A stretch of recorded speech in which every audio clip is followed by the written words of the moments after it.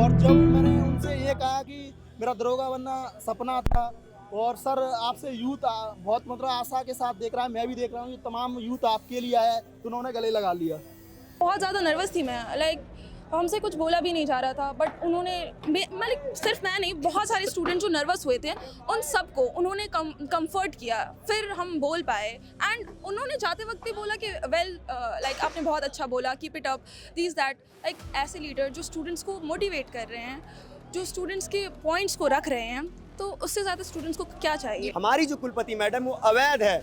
इलाहाबाद का जो 2005 का जो अधिनियम था उसके तहत कोई भी वीसी एक बार से दोबारा वीसी नहीं बन सकता, लेकिन इनके हस्बैंड आने वाले सीजी आए हैं तो उनके ताकत उनके पावर का मिसयूज करके ये अपना कार्यकाल बढ़ाई और लगातार विश्वविद्यालय में तानाशाही।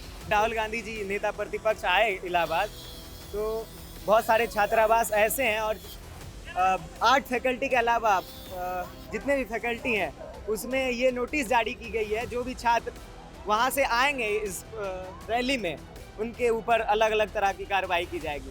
मतलब मैं जब भी आंदोलन में बैठा हूँ हमारी बहनें यही कह रही कि सबसे पहले वॉशरूम साफ कराओ, क्योंकि हम लोग को जाना पड़ता है WH, हम लोग को जाना पड़ता है अपने कमरे पे, बहुत सारे लोगों को इन्फेक्शन वहाँ पे। तू जिंदा है तो जिंदगी की जीत पर यकीन कर, हो कहीं स्वर्ग तो उतार लाई इस जमीन पर। ये गम के और 4 दिन, ये सितम के और 4 दिन, ये दिन भी जाएंगे गुजर गुजर गए 1000 दिन, कभी तो होगी इस चमन पे भी बहार की नजर, हो वहीं स्वर्ग तो उतार लाई जमीन पर। ये इलाहाबाद विश्वविद्यालय वही स्वर्ग हुआ करता था। और मुझे लाठी पड़ी है, मैं वीडियो दिखा दूंगा, और पूरे पेपर में बड़े बड़े छापे हैं। वहाँ की DSP आती है, सचिवालय DSP, और वो आरोप लगाती है कि ये सब छात्र नहीं, उपद्रवी है, आतंकवादी है।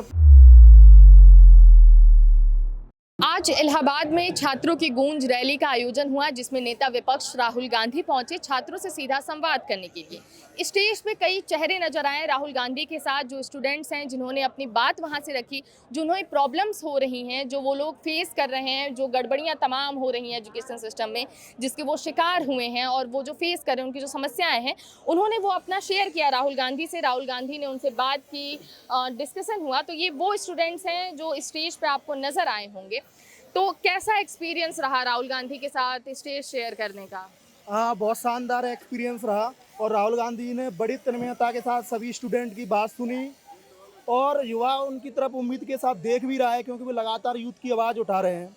सबसे पहले तो आपका नाम क्या है और आप कहाँ से हैं? मेरा नाम अजय राघव है और मैं धौलपुर राजस्थान से बिलोंग करता हूँ। क्या करते हैं आप? मैं UPSI का एस्पिरेंट हूँ, जो अभी भर्ती प्रक्रिया 2025-26 की चल रही है, और मैंने 2021 में भी UPSI का पेपर दिया था।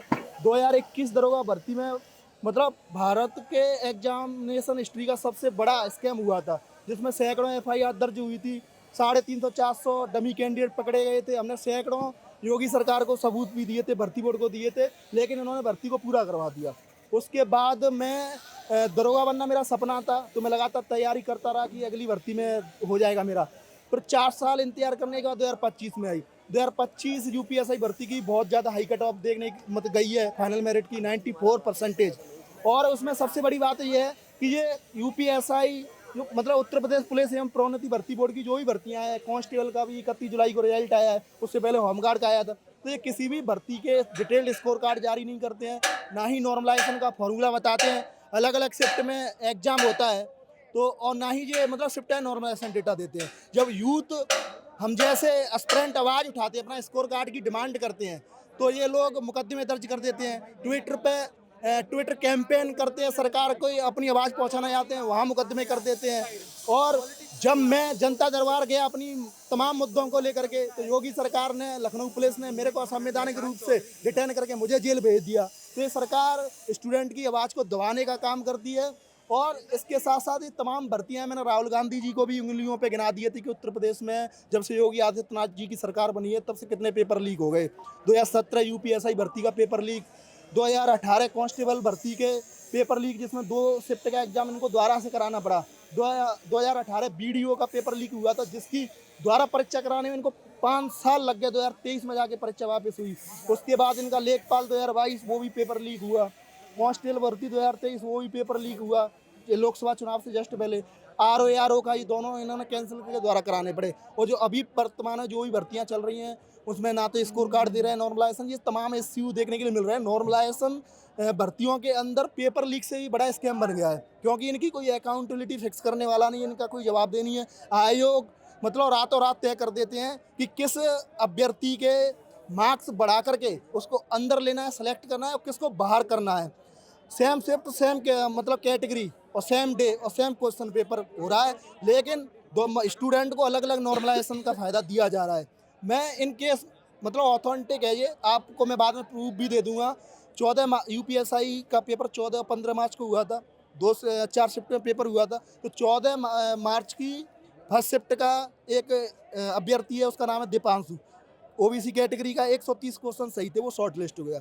उससे 4 क्वेश्चन ज़्यादा वाला वो भी सेम मतलब कैटेगरी और सेम शिफ्ट तिलक राम 134 क्वेश्चन पे वो शॉर्ट लिस्ट नहीं हुआ। ऐसे ही एक होमगार्ड का मैं आपको केस बता देता हूँ, ये केस दर्जनों है पर मैं मतलब एक एक केस बता देता हूँ।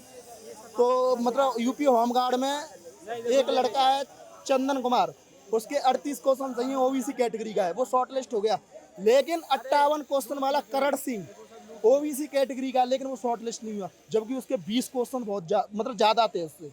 तब ये तमाम चीज़ें देखने के लिए मिल रही हैं। तो जब आपने राहुल गांधी से अपनी ये सारी बात रखी तो रिस्पॉन्स में क्या आया सामने से? राहुल गांधी ने बहुत, मैंने बताया तभी कि तन्मयता के साथ बात सुनी और वो लगातार इस पर काम कर ही रहे हैं और करते रहेंगे। और जब मैंने उनसे ये कहा कि मेरा दरोगा बनना सपना था और सर आपसे यूथ बहुत मतलब आशा के साथ देख रहा है, मैं भी देख रहा हूँ, ये तमाम यूथ आपके लिए आया है, तो उन्होंने गले लगा लिया। तो राहुल गांधी जी बहुत मतलब आइकॉनिक हैं यूथ के, मतलब एक बहुत बड़े लीडर हैं और वो यूथ की आवाज़ मेरे अकॉर्डिंग, मेरी नज़र में पूरे देश के अंदर कोई नेशनल लेवल का लीडर उठा रहा है तो वो राहुल गांधी उठा रहा है। आगे हम और आपसे बात करेंगे। आपका नाम सर? जी, मेरा नाम अविनाश है। आप कहाँ से आते हैं? मैं बेसिकली यहीं इलाहाबाद से हूँ और मैं 2018 से यूपी में एक शिक्षक भर्ती है प्राइमरी के टीचरों की। 2018 से आज तक मैम वो वैकेंसी आई नहीं है। उसके लिए मैं बहुत दिन से तैयारी कर रहा था। 2018 से लेकर आज तक कोई वैकेंसी नहीं है। फिर उसके बाद 2022 से मैं यूपी SSSC एक सरकार के अधीनस्थ काम करती है, 2022 से मैं तैयारी करना शुरू किया।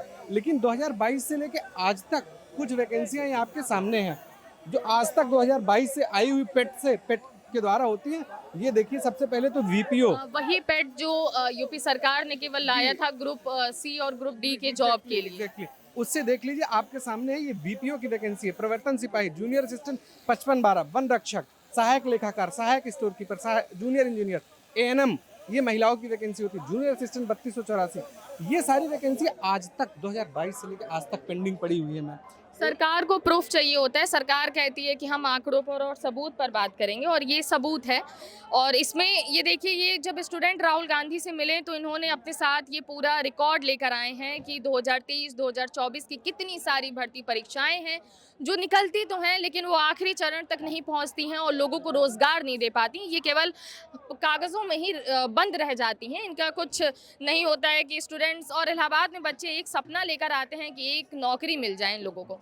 तो आपने स्टेज से क्या अपनी कौन सी बातें रखी और क्या रिस्पॉन्स आया? स्टेज से मैंने सर को पहली चीज़ तो अवगत कराई ये सब चीज़ें की क्या क्या समस्याएं हैं, और हमने अपनी डिमांड्स जो रखी कि ये जितनी भी वैकेंसियाँ पेंडिंग है उसको जल्दी से जल्दी क्लियर कराया जाए और भर्ती का एक शेड्यूल टाइम हो कि इतने समय में इतने समय के बीच ये भर्तियाँ क्लियर हो जाए।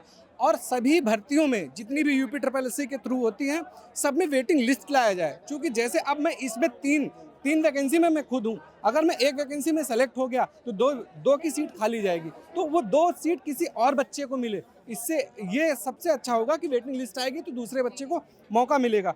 और एक ये कि हमें सबसे पहली चीज़ ट्रांसपेरेंसी कैसे आएगी, हमारे जब तक स्कोर कार्ड नहीं जारी होंगे। अगर स्कोर कार्ड जारी हो गए तब तो समझिए कि हाँ ट्रांसपेरेंसी है, वो स्कोर कार्ड जारी करने की मांग की है। और सबसे इम्पॉर्टेंट चीज़ ये है कि जैसे मैम पेट में ये हर साल कराएंगे, ठीक, जिसके अच्छे नंबर रहेंगे वो बच्चा हर एग्ज़ाम में बैठेगा। लेकिन अगर जैसे यूपी टेट शिक्षक भर्ती के लिए सीटेट होता है केंद्रीय शिक्षक भर्ती के लिए, तो अगर जैसे यूपी टेट और सीटेट के लिए क्वालिफाइंग मार्क करते हैं, जनरल कैटेगरी के लिए 90 और रिजर्व के लिए 82, तो इसमें भी मेरी डिमांड है कि इसी तरीके से क्वालिफाइंग मार्क्स रखा जाए, जो बच्चा उसको लाए वो सारी वैकेंसियों के लिए एलिजिबल है। बस ये चीज़ है। लेकिन योगी गवर्नमेंट की तरफ से तो लगातार ये कहा जाता है कि नहीं, हम भर्ती निकाल रहे हैं, बच्चों को इतने लाख, 3 लाख, 4 लाख, 5 लाख रोजगार मिल रहा है। देखिए मैम, सबसे पहली चीज़ तो मैं जिसके लिए एलिजिबल हूँ उसी के लिए बात कर सकता हूँ। मैंने बीएड बीटीसी दोनों कर रखा है। मैं एकदम ऑन श्योर कह रहा हूँ, आपको ही मालूम होगा, सरकार को ही मालूम है कि 2018 से हमने प्राइमरी की वैकेंसी नहीं दी है, और ये वैकेंसियाँ जितने मैंने आपको गिनाई हैं ये सरकार को भी मालूम है कि इसके रिजल्ट नहीं आए हैं। और कभी कभी ये होता है कि अब जैसे एक जूनियर असिस्टेंट 3284 की वैकेंसी है, उसका टाइपिंग इन्होंने अपने डेट में दिया कि मई जून में कराएंगे, लेकिन फिर 6 महीने बाद भेज दिया। अब वो सोचिए उस 6 महीने क्या करना है बच्चे, पहले तो आप मई जून में बोले कि हम मई जून में करा लेंगे, उसके बाद फिर बोले कि नहीं अब दिसंबर में कराएंगे।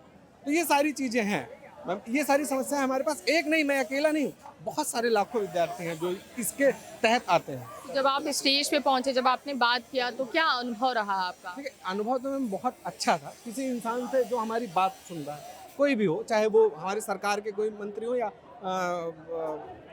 ये राहुल गांधी जी हो, तो उनसे सारी बातें जो हमारे दुख दर्द हैं, अगर वो हमारी बात सुनने आए हैं तो मैं अपनी बात को उनसे करूँगा, चाहे वो सरकार के मंत्री हो, चाहे ये राहुल गांधी जी हो, चाहे पीएम श्री हो, चाहे सीएम श्री हो, कोई भी हो, जो हमारे दुख दर्द है हम सबसे कहते फिरेंगे, जो हमारा समस्या समाधान निकालेगा हम उसके ही तैसी हो जाएंगे। आपका नाम और आप कहाँ से हैं? मेरा नाम सफ़र फैज़ है और मैं पटना बिहार से हूँ। मैं वाइस प्रेसिडेंट हूँ पटना यूनिवर्सिटी स्टूडेंट यूनियन की, और मैं इंडिपेंडेंटली इलेक्टेड हुई हूँ। ठीक है, आज आप यहाँ पे प्रयागराज आई, तो राहुल गांधी से किन चीज़ों पर बात हुई, किन चीज़ों पर डिस्कशन हुआ?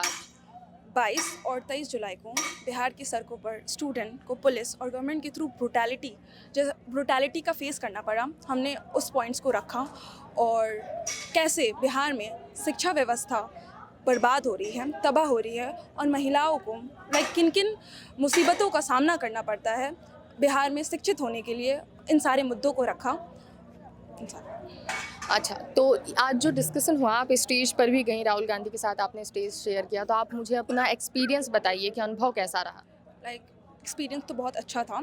I was nervous, but the way he console me, the way he comforted me was I like the way I was कि और बहुत ज़्यादा नर्वस थी मैं, हमसे कुछ बोला भी नहीं जा रहा था, बट उन्होंने सिर्फ मैं नहीं, बहुत सारे स्टूडेंट जो नर्वस हुए थे उन सबको उन्होंने कंफर्ट किया, फिर हम बोल पाए। एंड उन्होंने जाते वक्त भी बोला कि वेल आपने बहुत अच्छा बोला, keep it up, this that.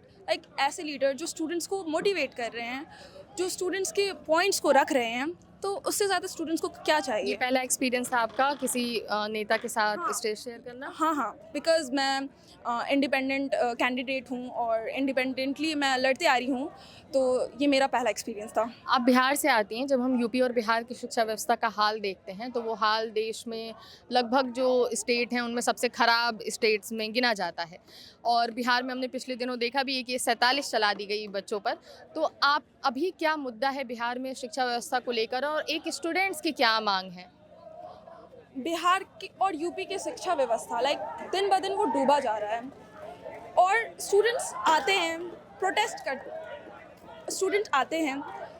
करते हैं, अपने डिमांड्स रखते हैं। किसी को प्रोटेस्ट करने का कोई शौक़ नहीं होता है, किसी को सड़कों पर बैठने का कोई शौक़ नहीं होता है, हल्लम गुल्ली करने का कोई शौक़ नहीं होता। We are students, not protesters. लेकिन गवर्नमेंट वैसा व्यवस्था कर देती है। बिहार में हर आए दिन हर पेपर लीक हो जाता है, 40 से 50% पेपर फिक्स्ड रहता है, उसके खिलाफ हर आए दिन स्टूडेंट प्रोटेस्ट करती है, उन्हें फिर भी उनकी मांग को नहीं मानती है सरकार। तो हमारा एजुकेशन सिस्टम बिहार का बहुत ज़्यादा ही बद से बदतर होते जा रहा है, और हमारी ये गुजारिश है हमारे बिहार के एजुकेशन मिनिस्टर से, मिथिलेश तिवारी जी से, कि आप अपना आँख खोलिए और छात्रों को देखिए। हम छात्र हैं and we are the futures of India, और आप इसे बहुत अच्छे तरह से तबाह कर रहे हैं। मेरा आखिरी सवाल है, बतौर लड़की, आप लड़की हैं, तो एजुकेशन सिस्टम में आप किन प्रॉब्लम्स का सामना करती हैं और क्या चाहती हैं सरकार पे कि इस पे तो ज़रूर बात हो और इसका सॉल्यूशन भी निकले कुछ ठोस?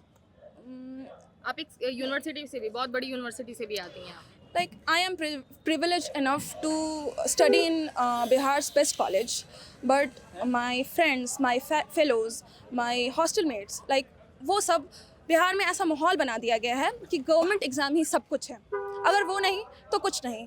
तो वो सब कई साल तक इस पेपर के लिए प्रिपरेशन करते रहती हैं, वैकेंसीज आती हैं, नहीं आती हैं, फिर पेपर लीक हो जाता है, और वो इसी सारे लूप में फंस कर रह जाती हैं। तो और एक लड़की को जब वो अपना पहला पड़ाव रखती है, वो सोचती है कि वो अपना हायर स्टडीज़ करे, उसको सबसे पहले अपने घर वाले से लड़ाई करना पड़ता है।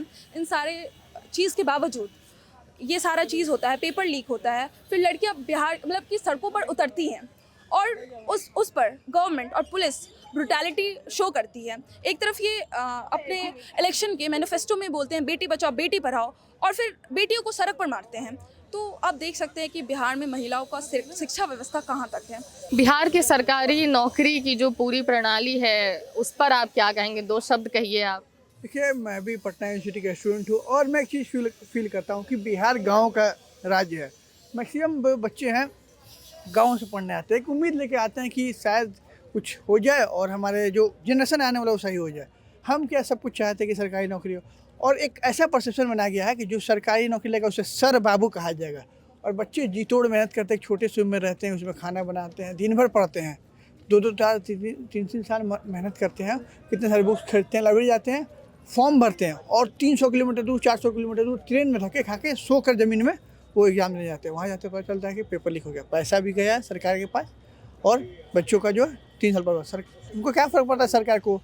उनके बच्चे तो विदेश में पढ़ रहे हैं, किन्हीं के बेटे कोई बड़ी कंपनी है, बट आम जनता जो है उसका अकाउंटेबिलिटी कोई नहीं लेना चाह रहा है। और हम सवाल करते तो आप हमें कॉकरोच कहते हैं, ठीक है हम कॉकरोच है, लेकिन हम छात्र युवा हैं देश के वजह से। आज सत्ता आपकी है, कल आपके जगह पे हम या कोई और हो सकता है, तो फिर आपको क्या कैसा लगेगा? क्योंकि सत्ता किसी का हमेशा नहीं रहा है। कि ये जो छात्र हैं, कभी एक टाइम पे हम पटना विश्वविद्यालय वालों ने इंदिरा गांधी की सरकार को भी गिराया था, याद होगा आपको।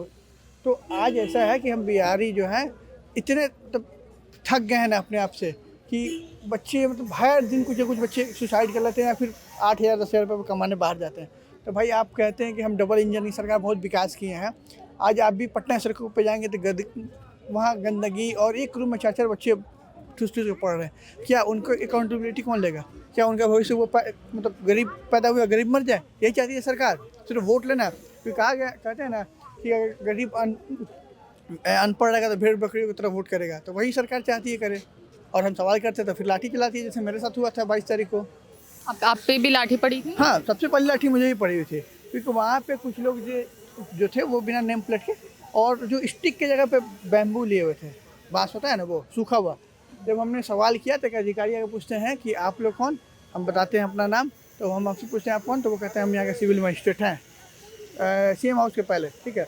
फिर इसके साथ थोड़ी बहुत उनसे आर्गूमेंट होती है, तो वो कहते हैं कि जो मर गया सो मर गया, अब इसमें क्या कर सकते हैं, आगे के आगे देखेंगे, ठीक है। हम बोलते हैं सर ऐसा नहीं हो।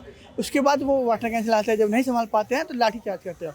और मुझे लाठी पड़ी है, मैं वीडियो दिखा दूंगा, और पूरे पेपर में बड़े बड़े छापे हैं कि मैं गिरा हूँ, मैं गिरा हूँ। उस बच्चे कुछ मुझे मेरे सर को गोद में रखे पानी पिला रहे हैं। वहाँ की DSP आती हैं, सचिवालय DSP, और वो आरोप लगाती है कि ये सब छात्र नहीं उपद्रवी है, आतंकवादी है, अपराधी है, मतलब जो कहा जाए। आप पर आरोप लगाते हैं कि आप उपद्रवी और आतंकवादी। मैं पैर के दर्द से करा रहा हूँ, मेरे ऊपर मैंने यहाँ स्टोमक पे फिर वो लाठी से मारा जा रहा है, 4-5 लाठी, मैं दर्द से चिल्ला रहा हूँ।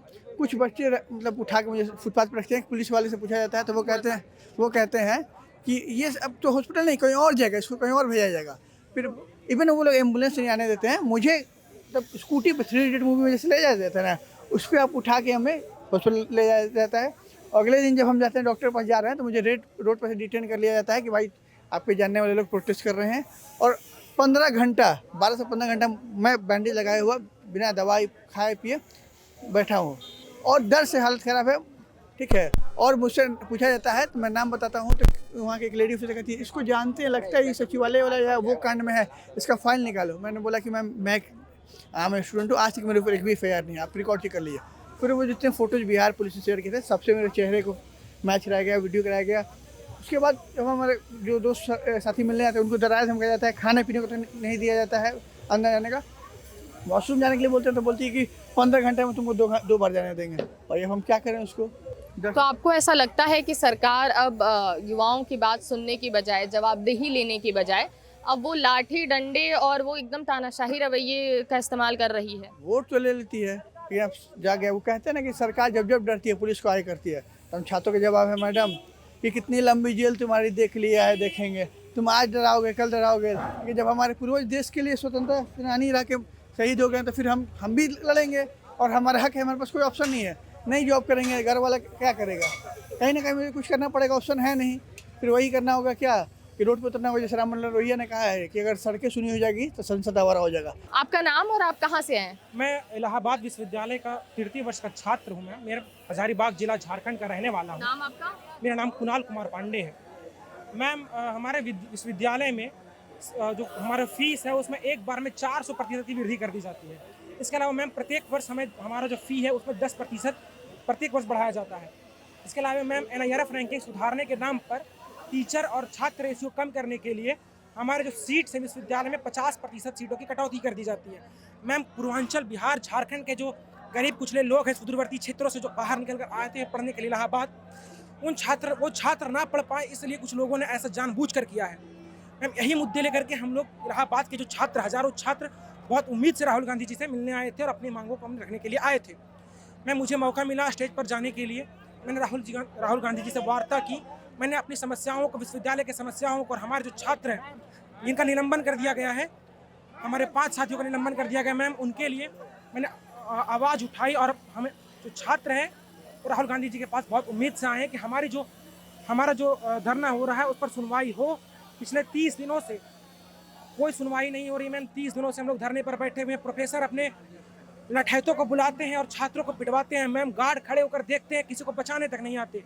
3 दिनों मैम हमारे जो छात्र हैं उनका FIR नहीं लिखा जाता। जब तक सड़क पर छात्र नहीं बैठते उनका FIR नहीं लिखा जाता है मैम। ये कहाँ का लोकतंत्र है मैम? ये क्या है? हमारे जो VC मैम की निरंकुशता है उसके खिलाफ हम लोग आज यहाँ पर आए थे। राहुल गांधी से हमने समर्थन मांगा। तो क्या अनुभव रहा, क्या रिस्पॉन्स रहा राहुल गांधी अच्छा का? अनुभव रहा। हमने कभी सोचा नहीं था कि राहुल गांधी जी से इतने काम हो सकते हैं। मैं मुद्दे को अपने सही से नहीं रख पा रहा था, घबरा रहा था, लेकिन उन्होंने बहुत अच्छा हैंडल किया मुझे। मैं इसके लिए मैं बहुत धन्यवाद करना चाहूँगा राहुल गांधी जी का। ये यूनिवर्सिटी की जो आप बात कर रहे हैं, जो सारी चीजें, ये इधर बीच है या सालों से ये जो एक तरह का जो तानाशाही रवैया पीछे, इसके इस तानाशाही को देखने के लिए आपको 2022 में जाना पड़ेगा। पहली बार यूनिवर्सिटी में 400% की फीस वृद्धि होती है। 2022 में 978 रुपये जो फीस हुआ करता था वो 3600 रुपये हो जाता। उसके बाद लगातार UG की 10% और PG की 14% फीसें बढ़ती है, जिसका आंकड़ा आज जो है UG का, मैं आपको भेज दूंगा आंकड़ा। हाँ वो देख लीजिए। हाँ ये सीट कटौती का आंकड़ा है ये। और इसमें मैंने हम लोगों ने अलग अलग ईयर का जो हम लोग ने इनरोलमेंट कराया, जैसे मैं आपको दिखा दूँ कि देवांग मिश्रा 2025 का है, इनकी फ़ीस है 5204 रुपये, ठीक है, 2025 बैच के। उसी प्रकार से है रोशन कुमार का 2024 बैच 4734 रुपये, ये मतलब मेरा। उसी प्रकार से ये हमारी एक बहन का है आंकड़ा प्रियांश 873 रुपये। आप इसको जूम करिए, 22 का, आप इसको जूम करिए, 873 रुपये। ये जो UG का फीस है आज 6200 रुपये हो चुका मात्र 4 सालों में। हालांकि महंगाई बढ़ रही थी तो कहीं ना कहीं इसको माना जा सकता था, चलो इथिकल कहीं ना कहीं हो सकता, लेकिन बढ़ती जनसंख्या के बाद ये सीटों की कटौती क्यों की गई? जनसंख्या बढ़ रहा है। CUT UG आने के बाद गांव ग्रामीण के इलाके पहली बार विश्वविद्यालय का दर्शन देख रहे हैं। पहले क्या होता था कि सभी विश्वविद्यालय का अपना एंट्रेंस एग्जाम होता था, तो हो सकता था गांव के लोग अपने परिवार, अपने बच्चों को नहीं भेज पाते, पता नहीं होगा कि नहीं होगा। लेकिन अब CUT के माध्यम से हर जिले में CUT की परीक्षा होती है, तो बच्चे क्रैक करके। दूसरी बात, अगर सीट मतलब अगर फीस वृद्धि आप कर रहे हैं तो आप उस हिसाब से सुविधाएं भी प्रोवाइड कीजिएगा।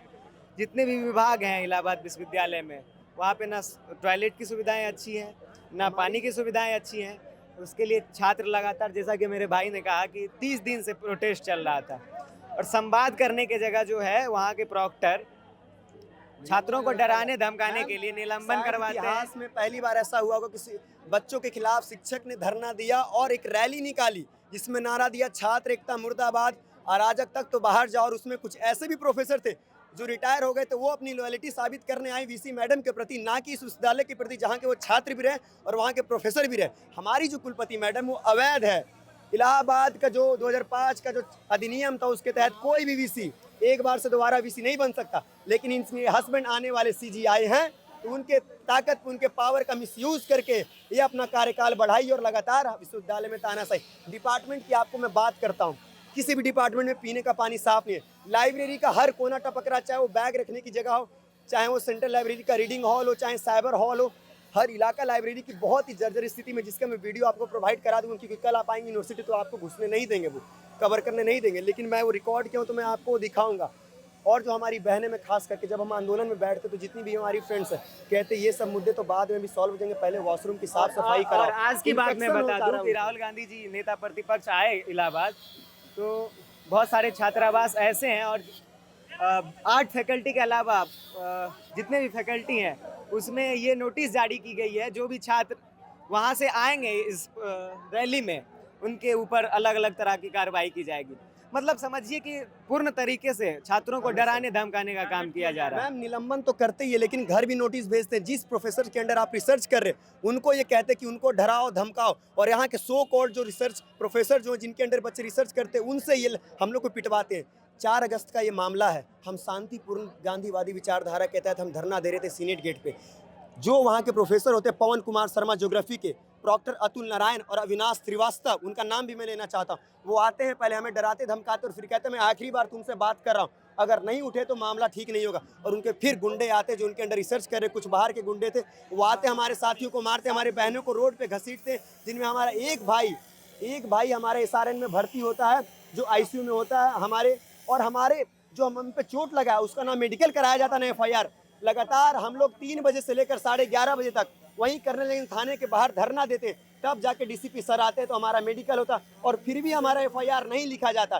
फिर हम रोड जाम करते तो अगली शाम हमारा FIR लिखा जाता, लेकिन किसी भी जो हमें मारने आए थे उनमें कोई भी कार्रवाई नहीं होती है। और फिर हमारे प्रॉक्टर सर हमें आके कहते हैं कि तुम्हारी ही साजिश थी, तुम जानबूझ के पिटवाना चाहते थे ताकि तुम इस आंदोलन का मुख्य चेहरा बन सको, ये वो कहते हैं। और हमारे खिलाफ लगातार वो हर एक डिपार्टमेंट में प्रोफेसर जिनसे हम क्लास लेते हैं उनसे हमारी शिकायत करके हमारे ऊपर दबाव बनाया जाता है, हमें अराजक तत्व बताया जाता है, और हमारे खिलाफ लगातार जैसे कि हमारा नाम लिख ले रहे, अगर हम आंदोलन में बैठे तो कल हो के हम अपना, अगर यहाँ से एडमिट कार्ड आएगी हमारी मार्कशीट आएगी तो हमारा एडमिट कार्ड रोकेंगे, हमारा मार्कशीट रोकेंगे। और यहाँ पे ऐसा ही होते आया, छात्रों का दमन इसी तरीके से चल रहा है। यहाँ पे जितने भी प्रोफेसर्स हैं वो ऑलमोस्ट यहीं के छात्र रह चुके हैं, लेकिन वो भी हमारे साथ खड़े नहीं होते। मैं इतना बस कहना चाहता हूँ कि जितना एक प्रोफेसर की जान की कीमत है, जितना एक VC की जान की कीमत है, उतना एक आम छात्र की जान की कीमत होनी चाहिए। उनको वही पानी पीने मिलनी चाहिए जो एक VC पीती है, जो एक छात्र, जो एक प्रॉक्टर पीता है, जो एक प्रोफेसर पीता है, वो वही वॉशरूम यूज़ करे, उसी सुविधाओं में वॉशरूम यूज़ करे जैसे एक प्रॉक्टर एक VC यूज़ करती है। मैं बार बार मैं जब भी आंदोलन में बैठा हूँ हमारी बहनें यही कह रही कि सबसे पहले वॉशरूम साफ़ कराओ, क्योंकि हम लोग को जाना पड़ता है WH, हम लोग को जाना पड़ता है अपने कमरे पे, बहुत सारे लोगों को इन्फेक्शन वहाँ पे हुए। और मैं बार बार इस पे जोर करके कह रहा हूँ, क्योंकि पर्सनली मुझे मैसेज करके कहते कि पहले ये ठीक कराओ। जिस विश्वविद्यालय में मूल सुविधाएं ठीक नहीं, हम वहाँ पे फीस वृद्धि और सीट कटौती की बातें रख रहे हैं, तो कभी कभी हमें लगता है कि हम भी पागल हैं, और वो होता है कि जो भी बदलाव के लिए आ गया था उसको पागल ही किया जाता। लेकिन मैं अंत में बस इतना ही कहना चाहूँगा कि तू जिंदा है तो ज़िंदगी की जीत पर यकीन कर, हो कहीं स्वर्ग तो उतार लाई इस ज़मीन पर। ये गम के और 4 दिन, ये सितम के और 4 दिन, ये दिन भी जाएंगे गुजर गए 1000 दिन, कभी तो होगी इस चमन पे भी बहार की नज़र, हो वहीं स्वर्ग तो उतार लाई ज़मीन पर। ये इलाहाबाद विश्वविद्यालय वही स्वर्ग हुआ करता था। ये जो गुस्सा है वो किसी पॉलिटिकल पार्टी या फिर किसी व्यक्ति विशेष के खिलाफ नहीं है, ये गुस्सा सिस्टम के खिलाफ है। इलाहाबाद यूनिवर्सिटी का अगर इतिहास देखा जाए तो ये देश के सबसे पुरानी यूनिवर्सिटीज़ में से एक है, जिसे पूरब का ऑक्सफोर्ड कहा जाता है।